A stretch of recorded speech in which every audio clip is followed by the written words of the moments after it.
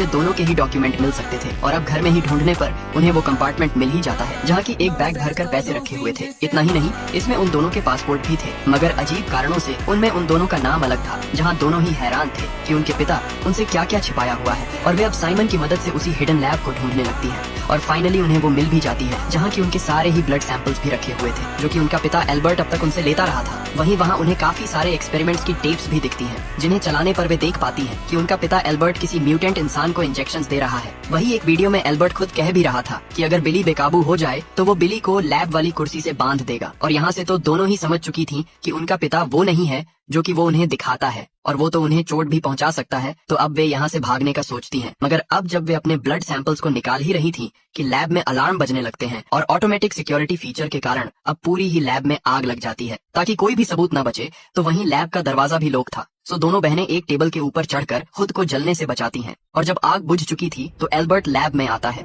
जिसे कि देख दोनों ही बहनें अब गुस्से में उससे सारी सच्चाई पूछने लगती है कि वे हैं कौन और वो उनसे क्या क्या छिपा रहा है। अब शुरू में एल्बर्ट उन्हें टालने की कोशिश भी करता है तो वो उस पर अटैक कर उसे एक चेयर से बांध ही देती है और एल्बर्ट अब उन्हें सारी ही सच्चाई रिवील करना शुरू करता है। दरअसल वे दोनों कोई नॉर्मल बेबी नहीं बल्कि उन्हें तो खुद अम्ब्रेला कॉर्पोरेशन के एक लैब में बनाया गया था जहाँ बिली के जेनेटिक्स को मॉडिफाई किया गया ताकि वो आम इंसानों से ज्यादा परफॉर्म कर सके। और इसलिए ही एल्बर्ट को उसका पिता बनाकर उसकी देख रेख करने का काम सौंपा गया। और इसलिए ही उस दिन जब उस म्यूटेंट डॉग ने बिली को काट लिया था तो एल्बर्ट काफी डर गए, क्योंकि अगर अम्ब्रेला कॉर्पोरेशन को ये पता चला कि एल्बर्ट की लापरवाही से उनकी लैब एक्सपेरिमेंट बिली में वायरस चला गया तो वे उसे मार डालते। और वहीं टी वायरस बिल्ली को बदलने की कोशिश भी कर रहा है मगर बिली की बॉडी उसे अभी तक भी रोक रही है। अब ये जान के कि दोनों ही बहनें अम्ब्रेला कॉर्पोरेशन के सिर्फ एक्सपेरिमेंट्स ही हैं और कुछ नहीं, अब वैसे काफी दुखी होती हैं। और एल्बर्ट आगे कहता है कि क्या उस रिपोर्टर को पता है कि बिली को काटा गया था, जिस पर कि वे हाँ कहती है। और एल्बर्ट इससे काफी डर जाता है कि उन्हें जल्द से जल्द उसे रोकना होगा, वरना अगर अम्ब्रेला कॉर्पोरेशन को ये पता लगा कि उनकी लैब एक्सपेरिमेंट कंटिमिनेट हो चुकी है तो वे बिली को जान से मार देंगे। जिसके बाद दोनों को ही एल्बर्ट पर भरोसा भी हो जाता है, क्योंकि बेशक से वो उनका असली पिता ना हो मगर उसी ने उन्हें पाला था और वे जानती थी कि एल्बर्ट कभी उनका बुरा नहीं चाहेगा।